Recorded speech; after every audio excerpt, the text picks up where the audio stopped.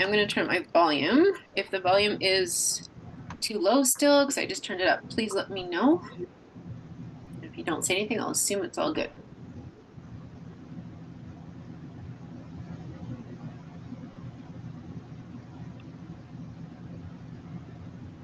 Yeah, I will mute everybody. I usually do that myself, just in case. There we go.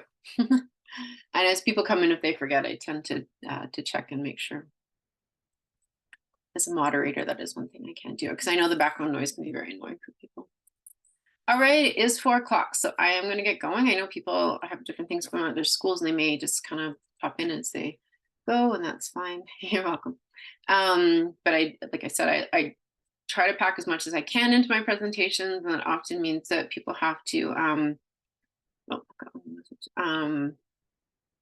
need some tech support. Cannot hear anything. Oh, Candace. Okay, everybody else is okay hearing though. Okay, everybody else can.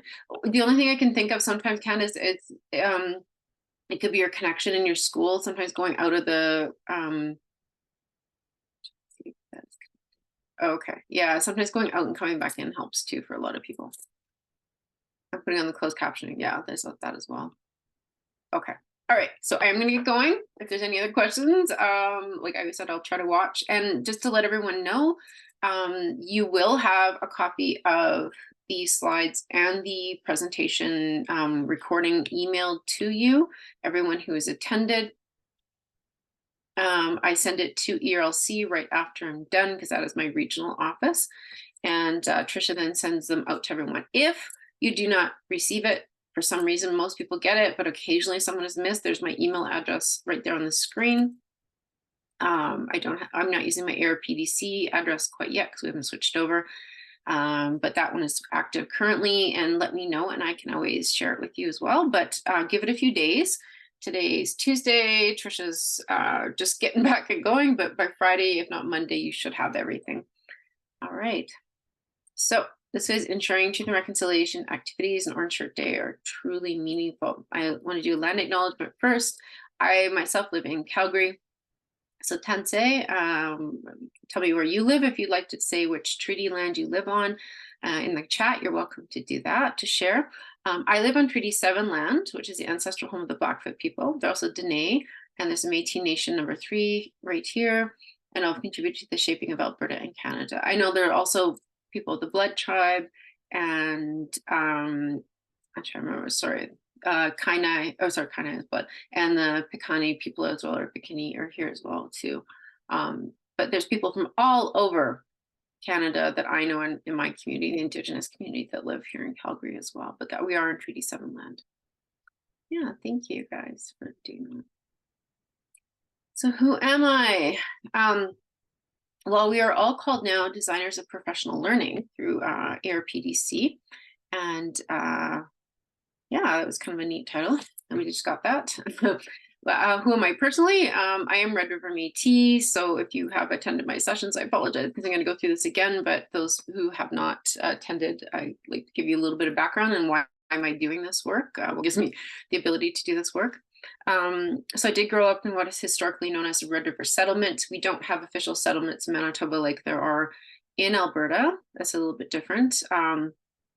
And the political reasons for calling it the Red River Settlement were not good ones either, but that is what it was called.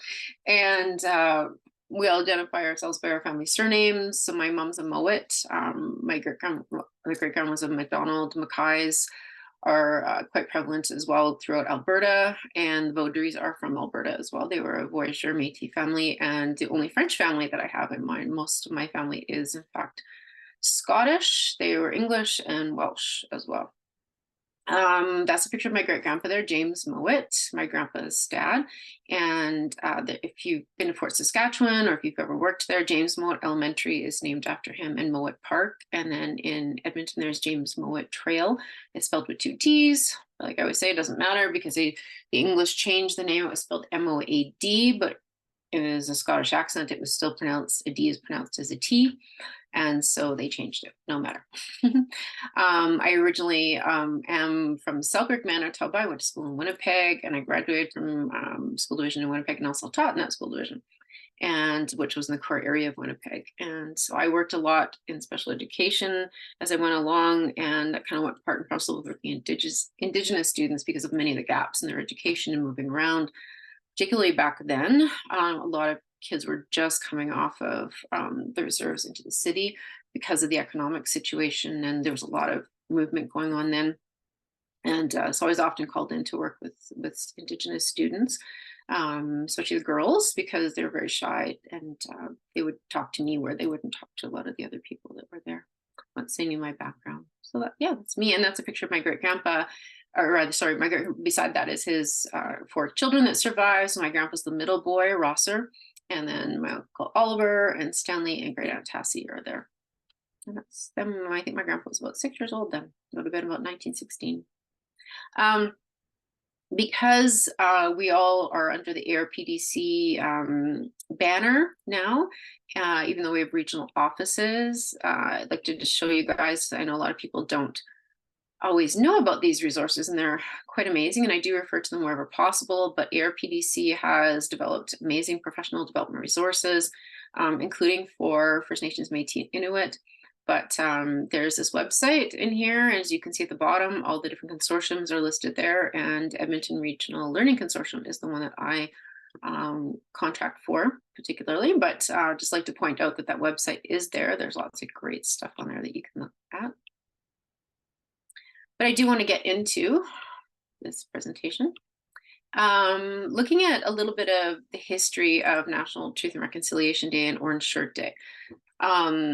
So the question is, why is there this particular day? And I think that there's more knowledge of this now for people understanding, having found so many of unmarked graves, and unfortunately at the different schools that were residential schools, and now understanding what Indigenous people have always known. I had an interesting conversation, actually. It was maybe it was a couple years ago now, but it was a gentleman that was in a cab, and he was from I can't remember exactly which. I think it might have been Somalia. Anyways, and he was talking about that, and he was interested to find out that I was Indigenous, particularly because I'm so white. And I explained to him that a lot of Métis are, can be like me, or my got cousins that look Cree. They're kind of not really much in between for all of us. And he was very interested. And then he started talking about the finding of the bodies and how, like, was I so surprised? And I said, no, we've always known, like Indigenous people have always known that this is what happened, but now everybody else knows. And so that's the important thing. And I say that because it's a sad reality, but at the same time, I think that it has, in a weird positive way, push forward that idea of reconciliation. And so that's really the reason for having this Day of National Truth and Reconciliation, is that awareness and the understanding. I like to try to make it a day, and my friends I know that are Indigenous as well, we're trying to acknowledge what has happened, but at the same time, trying to move that forward in a positive way. Like, how can we look for healing? How can we look for that understanding for everybody in this country of what has happened, and how can we make that better, right? And so instead of bringing it up all the time as well, is like, I have a friend who's working on organizing this, and she's a 60 scoop survivor, and her brothers were all in residential schools, and one of her sisters, and it just dredges up that trauma each time we talk about it again, and people share their stories. And there's validity in doing it. Yes, it's important, but I don't think that dwelling on it constantly helps us. It's hard. And so, like, I know for her, this is brutal. It's very brutal, and she's having a really hard time. And I've had to talk to her a few times on the phone, unfortunately, and kind of walk her through it. And I don't understand, because I haven't gone through that. My family, as far as I know, a lot of things were hidden. My grandpa went through a lot of trauma, but I don't know that it was that. He wouldn't talk about it. But at the same time, she's got to work through it. There is healing going on, but again, I don't think we need to dredge up everything constantly. But with that said, let's look at why, there's a National Day of Truth and Reconciliation.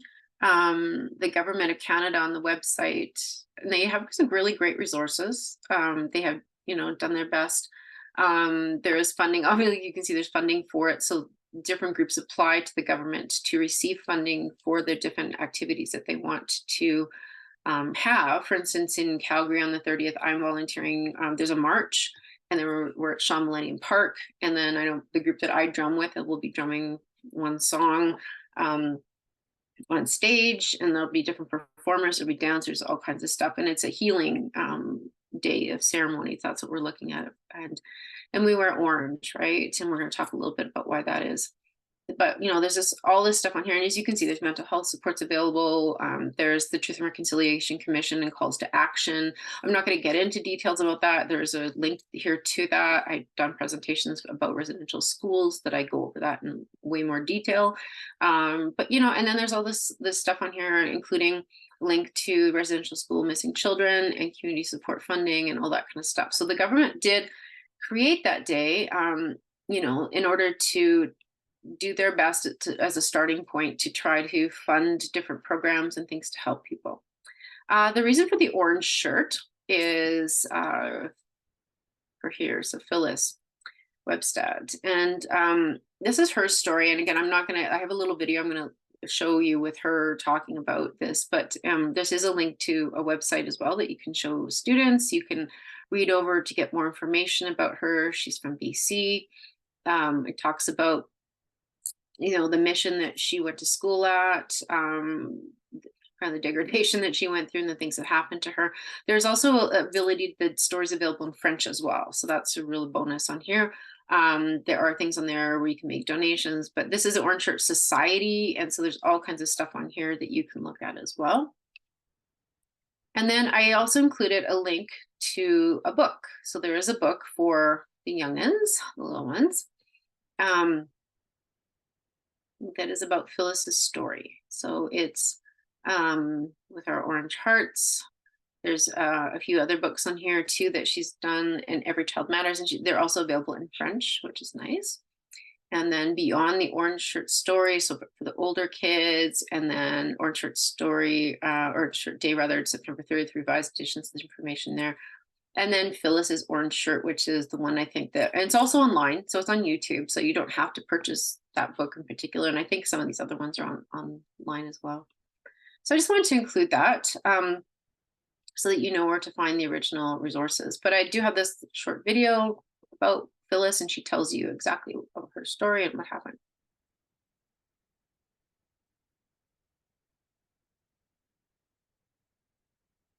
Wade Phyllis Webstad Rensquest, I'm speaking to you today from Shawetmachulach, the land of the Shuswap people in Williams Lake, BC. I'm third generation Indian residential school survivor. My grandmother attended for 10 years from 1925 to 1935. All of Granny's 10 children, including my mother, attended for 10 years from 1954 to 1964. I attended residential school in 1973-74. We all attended the St. Joseph Mission Indian Residential School, simply called the Mission, located just minutes from Williams Lake. My son also attended the last operating residential school in Canada when it closed in Saskatchewan in 1996. To tell my story, I was living with my granny as a child, and when I turned 6 in July of 1973, Granny took me to town to buy me something new to wear for my first day of residential school. I chose a shiny new shirt. It was bright and exciting, just how I felt to be going to school for the first time. When I arrived at the Mission, my shiny new shirt was taken away. No matter how much I cried and wanted it back, no one would listen. I never wore my shirt again. Thoughts of home and Granny's garden, fishing for salmon on the Fraser River, are all memories that helped me through that year at residential school. Although the Mission remained open until 1981, I never returned. I was able to attend a one-room schoolhouse just minutes from Granny's house in Dog Creek. The memories of that orange shirt being taken away and the lack of caring by those who controlled us kept me from wearing orange for a long time in my life, as the sight of orange would trigger memories of my experiences and the effects of my life from attendance at that school. I told my orange shirt story for the first time in April 2013, when the Truth and Reconciliation Commission came to Williams Lake. those involved with the event decided to honor the orange shirt as a symbol of the effects of residential schools and the need for every child matters. Originally, Orange Shirt Day was focused on the Cariboo-Chilcotin region, but thanks to social media, it continues to grow and have a life of its own and has grown into what it is today. My orange shirt story is not unique. There were 150,000 children that attended the residential schools across Canada, and they or their families all have a story to tell of that experience. And now with the recent news of the confirmation of the 215 children announced at the Kamloops de Shawetmuk on May 27th, 2021, another experience from those schools is brought forward. I, like many Canadians, have felt the emotional impact of those findings. But for the survivors, we have always known about the children who died in those schools. This is why I say confirmation instead of discovery. Even so, when I first heard, I felt like I had lost a family member, and that's how much grief I felt. There are many more residential school sites to be searched, and the number of missing children and unmarked burials will continue to rise. I'm still grappling for a way to make sense of it all and wondering how we are going to get through this. My thoughts and prayers go out to the families, to everyone across Canada experiencing this unimaginable emotional pain. The missing children have awakened all of us to the reality of the history of this country. This year marks the first year of a National Day for Truth and Reconciliation and National Federal Statutory Holiday on September 30th. A day for thoughts and discussions on remembering, recovering, and reconciling. Orange Shirt Day is a day to have conversation about all aspects of residential school. It is a day to honor residential school survivors and their families, and to remember those that didn't make it. And a day to highlight progress in the reconciliation of Indigenous people and Canadian society. These actions are necessary to bring about healing for the future relationship in Canada. We chose September 30th because September is the time of year the children were taken away from their homes and their families. We chose the 30th because we wanted teachers and students time to settle in, time for teachers to teach students about the history, and time for us to plan an event. When I heard an elder say that September was Crying Month, I knew that we had selected the right date.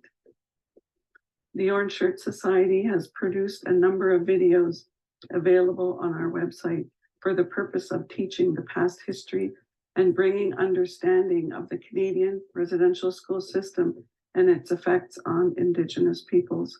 We encourage all to learn more of this subject. In closing, I want to thank everyone for participating in Orange Shirt Day and wearing an orange shirt. When you wear an orange shirt, it's like a little bit of justice for us survivors in our lifetime and recognition of a system we can never allow again. I want to end with a prayer I wrote in my Secwepemc language. Kia el chbaa, de geld kukpi, kukstach kuch pin de seat, kukstach kuch de jochinoch, kukstach kuch de stietlen, el de sausqua, el de soup, el de geselligsten, kukstach kuch chochwede, jugemeente rochochwede, de kalmuch, de choset.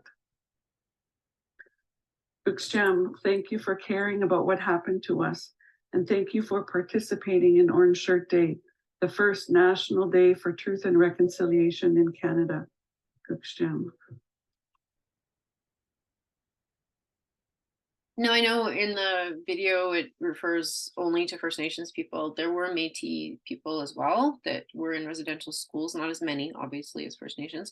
And later there also were Inuk children in residential schools. It wasn't until, I don't want to be wrong about this, but I don't think it was until the 70s that they started that in the Northwest Territories, and what would be none of it now. But there were in fact children that were there. I do know that in particular because I have a friend who, well, two of their cousins, but you know, his parents in particular were involved in that. And the repercussions for those who survived is that they were not able to show affection to their own children.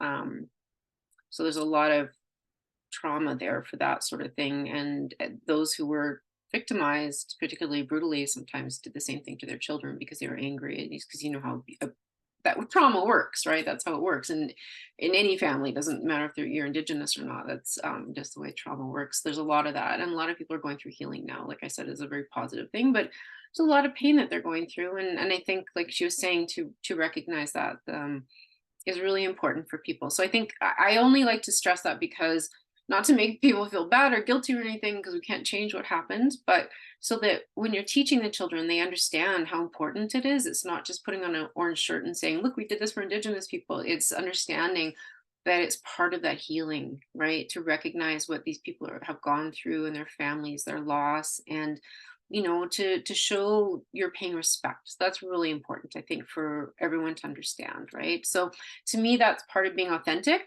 and to understand no matter what the activities are that you're doing with the children at the end of the day, once you understand that, and again, it has to be age appropriate. And I'm going to show you some lesson plans and things like that. There are different ages, not to make them feel horrible or anything, but just so that they understand, the respect part of it is important, I think. There are lots of materials for elementary school kids in regards to, and I do a whole, like I said, a whole session on residential schools, but there are some activities here in the First Nations Child and Family Caring Society regarding, oh, that one's not, but Spirit Bear. So there's lots of different activities on here. There's a knowledge portal, and the knowledge portal has, like I said, stuff on orange shirt. They always move things.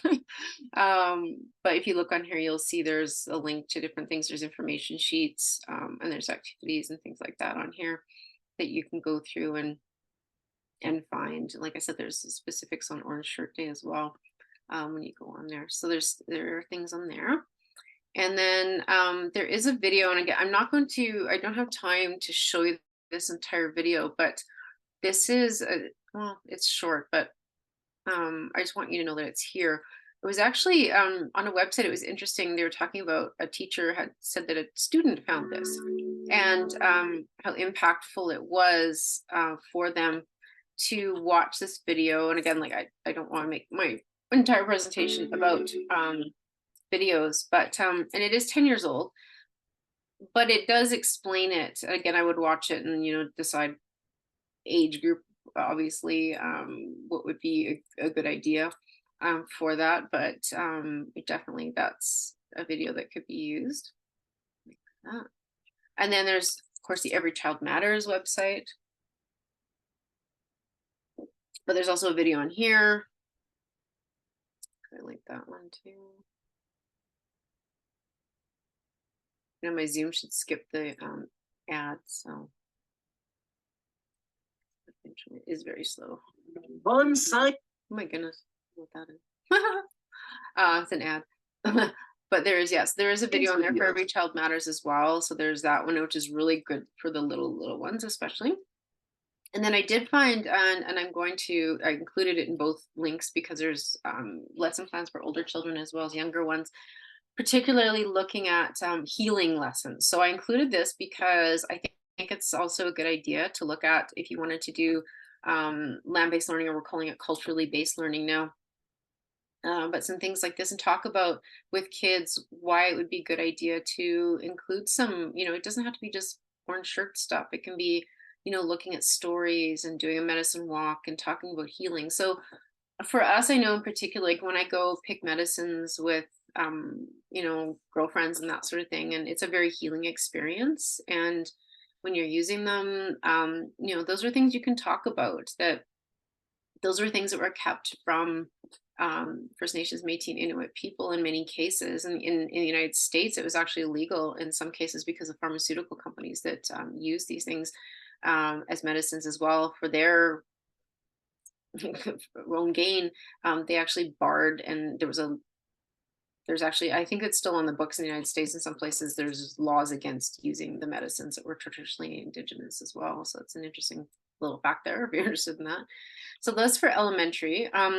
Definitely there's way more in terms of lesson plans for the older kids, right? So if you're in fact here when you're junior or senior high teacher, I try to include enough for everybody, but BC has always had some really great lesson plans. And because the first places that were found were in BC as well, they really got on top of this right away. So they've got some really cool lessons in here. And so I'm not going to go through every detail. You guys are able to read once you get the slides.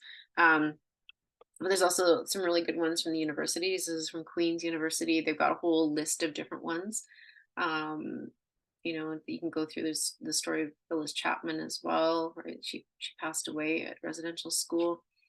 There's Secret Path lesson plans, which is that Gord Downey project that he did about Cheney Wenjack, a little boy who also died. He was on Anishinaabe, who died escaping residential school, and he wrote a song about him.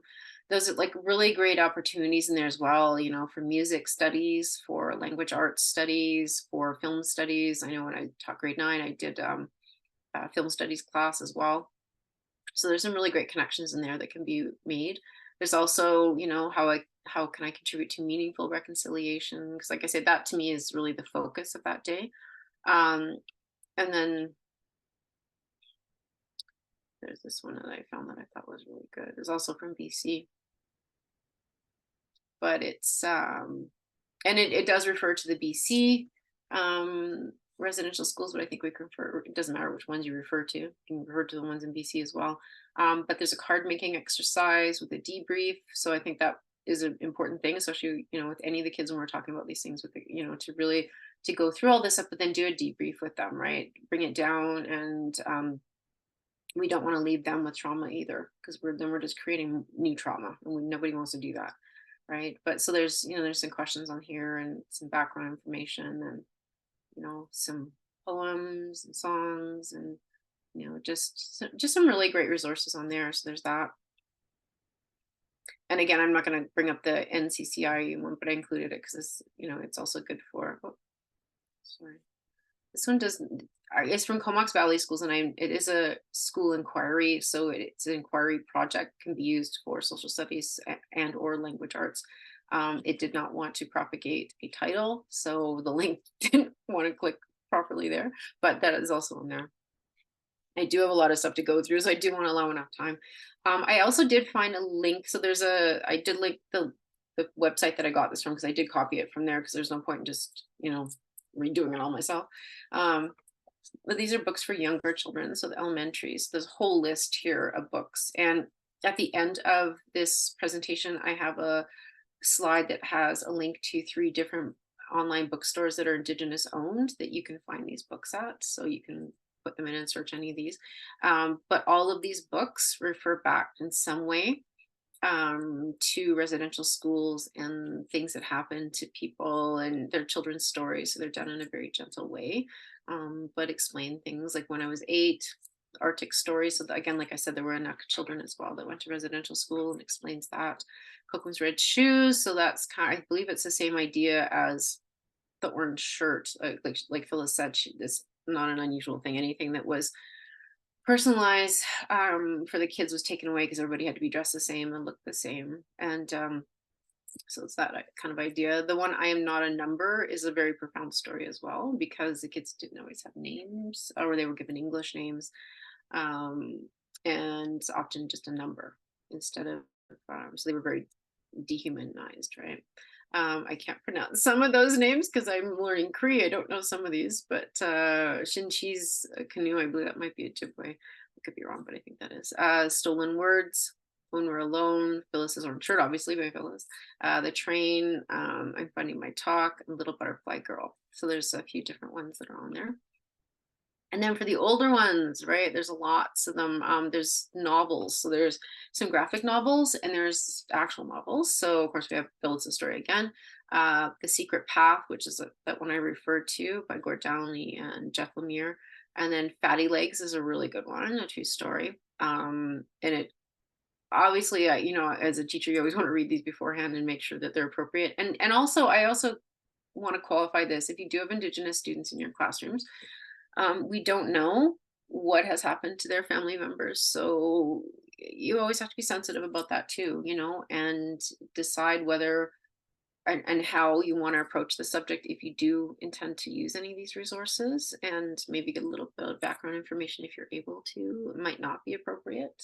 I'm not saying you have to do these things or use these resources. So always, obviously, just double check. So we also don't want to be re-traumatizing people. Yeah, so there's a whole list of these books here.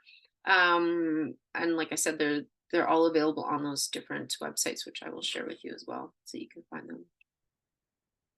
So the nitty gritty of this. So really, the presentation, I've given you like a little bit of the history, the background, Phyllis's story, some resources and things that you can use. But what are some other things you can do? Like I said, you want to focus on the healing. You want to focus on the truth, obviously, to the extent that you can share that with children at an age appropriate level, and depending on the traumas that not just Indigenous kids have experienced traumas like this, right? So we want to be careful about that, knowing obviously the background of our children. But obviously learn about residential schools. It's our truth, right?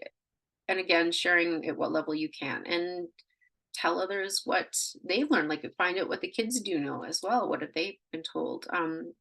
Find out how they know. And there's also possibly stuff that's been said out there that is not true, or opinions by people that are non-Indigenous that are perhaps no other way to say it, but possibly racist. And you can address those. And even if it is family things, obviously you can just say this is the truth of what has happened, and don't have to argue with the children, or put down their family members or anything like that. Just, this is the truth, right? Some other things too that kids could do, besides wearing orange shirts, right, is paint rocks in remembrance of the children who never came home. A rock is from outside. If you can talk about that as being a connection to the land, and doing it to honor those children who didn't come home. Invite elders to come and talk about their experiences. If obviously it's not re-traumatizing them, and they're willing to share that and talk about it. I know the one elder that I have worked with at an organization, a charity that I had volunteered with for almost 12 years. I remember she was saying a prayer and lighting a smudge and doing all that at an event that we were doing, and she talked about how she never got a hug when she was a little girl because she was at residential schools. And if you fell or hurt yourself, like, she remembered skinning her knee, and it was bleeding, and she was crying, and she's maybe 6 or 7 years old, and she was ignored, and nobody touched her. And I just, honestly, I teared up when I went up and gave her a hug after, and I was like, oh my gosh, like, I mean, that's a small thing. I mean, considering all the pain that many people went through, but like, still think about a small child never getting a hug when they hurt themselves. As a teacher, if a child falls down and hurts themselves, especially the little ones, we rush to them and like, are you okay? And we help them, and we, clean their wound, and put on a band-aid, and at least give them a little, around the shoulders, like a little like snuggle, right? And be like, oh geez, like, that's, at least acknowledge their pain, and that kind of thing. So I think, that sort of thing, there's things they could talk about that don't have to be into the, heavy duty stuff. You could, again, invite residential school survivors. There's probably people in your community. Again, I would find out, exactly what they were going to talk about beforehand, and make sure you vet that, and that it's not something you can't share. Again, like I said, read those calls to action from the Truth and Reconciliation Commission. I think in particular, there are things you can look at and related to health and education that directly affect your working with the children, right? And there's a call in there particularly for education, and for everybody to learn about these things. And for the older kids, or even some of the younger ones, depending on what you're teaching them about writing letters, they could write a letter to their government leaders, especially getting into grade 6, when you've got that section where we're learning about elections and things like that, and asking for support, more support in that area. And then I think, for me, doing fundraising for residential school survivors is a really important one. I think that's often missed. All this money that comes out at this point, it's great that these activities are done, and like I said, I'm involved in one, but what's really not happening as much is these people that need support. And I'll give you the example of my friend whose brother, and he actually fell the other day, unfortunately, and broke a few ribs, but he's 68. But I mean, they had to beg and borrow and steal to get him a wheelchair. And a lot of these individuals have severe health problems because of the trauma they've experienced. And so she and I have even talked about that, creating our own perhaps charity that the money would go directly to the survivors. And there are a few, though, there are a few places for that. There is the Indian Residential School Survivor Society, and that's a BC organization, but they do things like counseling and health and cultural services that can be donated to. There's a Legacy of Hope Foundation, and that's to educate and raise awareness about what has happened. Obviously, the Orange Shirt Society that I showed the website, and that's about Phyllis. There's True North Aid, and that's looking at those who are in the north. And we do know that people in the north have a particularly difficult time. Not only, I mean, if things are expensive here, imagine how much they cost there. I don't know if anybody here is from the northern areas, but just lack of accessibility. But even just getting food that's fresh, never mind the cost of it. Holy, it's ridiculous, right? So there's lots of stuff there there's needs. First Nations Child and Family Caring Society.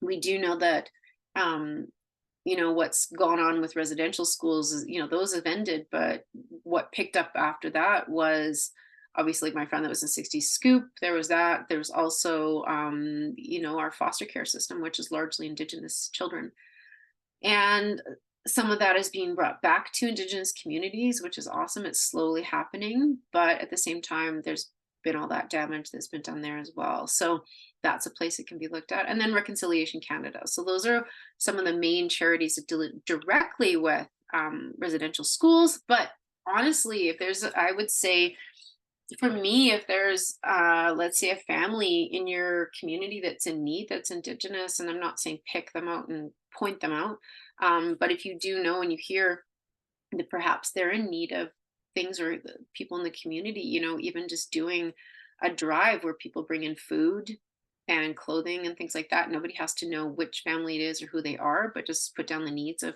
those particular the children in the family or the older people, and getting those things to that family or families, that would be a even better place to start, to me, because to me, doing something locally, my nana had an expression, she said charity starts at home.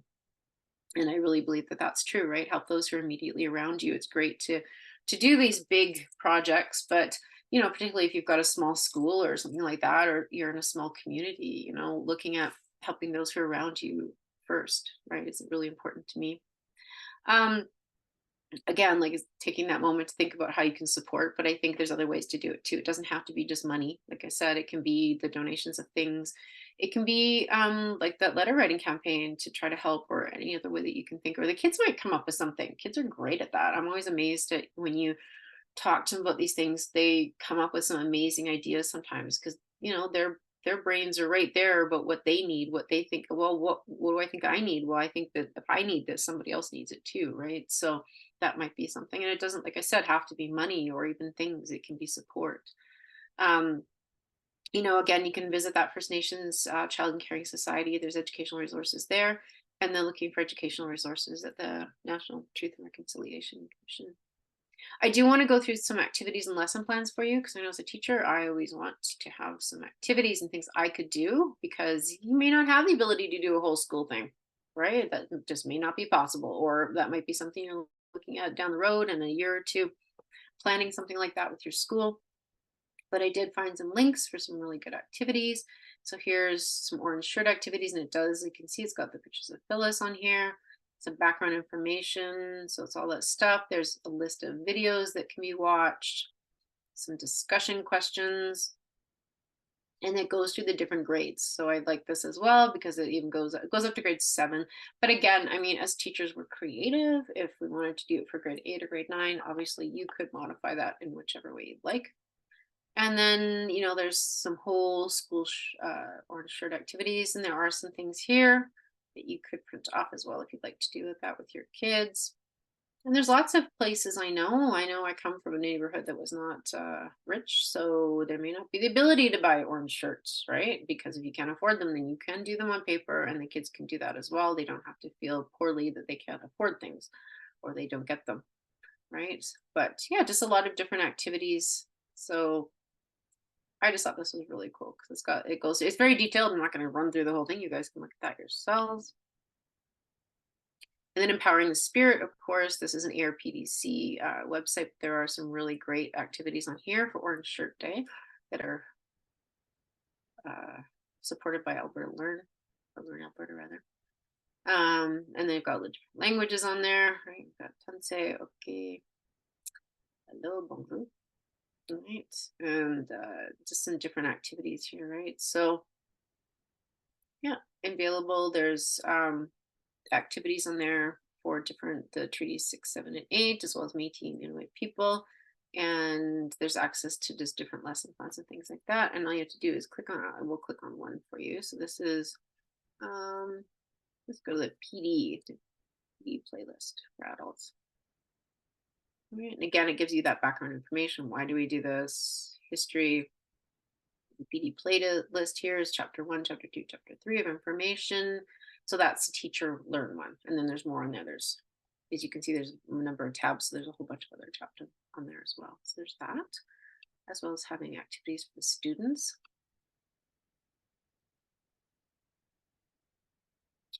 Again, this is one from BC. But again, too, like it's got all the links for the different documents, including Google Docs. It really focuses again on the day that for Phyllis, but it also gives you a little bit more. It's got a link to Legacy of Hope as well, and for Reconciliation Canada. Oh, that's not the same one. No, I clicked on the right one. So this is one in Alberta, so from Workland. So this is Orange Shirt Day lesson, and it's got 4 parts. And I like Workland has some really great activities on there that the university students create for their practicums when they're doing their practicums. So they research these and they practice them in their classrooms so they know when they've had somebody help them. And I like this one too because it does have the different languages. It's got Blackfoot and it's got Stoney Nakoda and it's got Dene from Sitina. So some background information there. It's got a K-12 connection, so different language grades and things like that in the different areas that it connects to. And it does use Phyllis's orange shirt story. So like I said, it's got the 4 parts and it does go through the social studies information. And there's, yeah, well, that was a good one. And this is from McGill, from their education department. Some resources. Some are doubling up what I already have, obviously, but there's also a link to some book lists for young adult book lists, book centers. Again, more books. There's some obviously that are on there, but there's more. So I like that one. And then there's also the witness blanket. I don't know if anybody knows this story, but there's a website for it. It's taking a little bit to propagate. So there's a teacher guide on here, and this is, I think it's a little more of a gentle way to teach about it. They do workshops, but it's not here in Alberta. And there's a teacher guide, and it's Human Rights Commission that has created this with TELUS as supporter. And they have used different school divisions across Canada to do this as well. So this is, you know, I think a little bit, I think definitely for older kids, as far as I know, but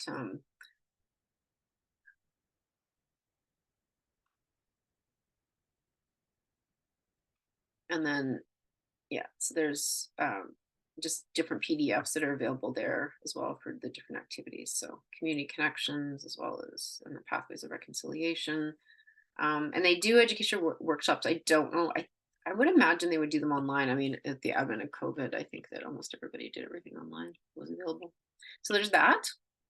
And then I did want to just kind of go through some of the resources that I also included here as well that would be included. So Strong Nations, if you don't know, any Indigenous bookstores. Strong Nations is a great one. And these are all Indigenous owned as well. And so I always try to promote those as much as possible. I do my best when I buy things to buy for my community. Like I have a friend right now I gave her some of my beads and because of my hand, I have a hand injury anyways, and I can't bead right now. So I'm going to get her to bead a couple of things for me that I wanted done that I haven't been able to do. And when I go to powwows or round dances, all that kind of thing, if I have the money to buy the things like, since I got these earrings at the Morley powwow, they're actually for moose antler and they're carved and painted to look like feathers. Some turquoise, which is my favorite. Of course, I know it's kind of stereotypical, but it's my favorite. Anyways, so I always try to buy from Indigenous owned businesses and entrepreneurs if I can. Good Minds is also amazing. They've got, and it's really cool too, because the way they've organized the website for teachers is really awesome. So if you look across the top, obviously they have divided into books, children, teen, adult, educators. But when you go to these, so I'll show you, like it's the way they've organized it, it's just awesome. So they've got the new releases from each area. They've got broken into like character education, fiction, First Nations, like traditional, they've got everything there.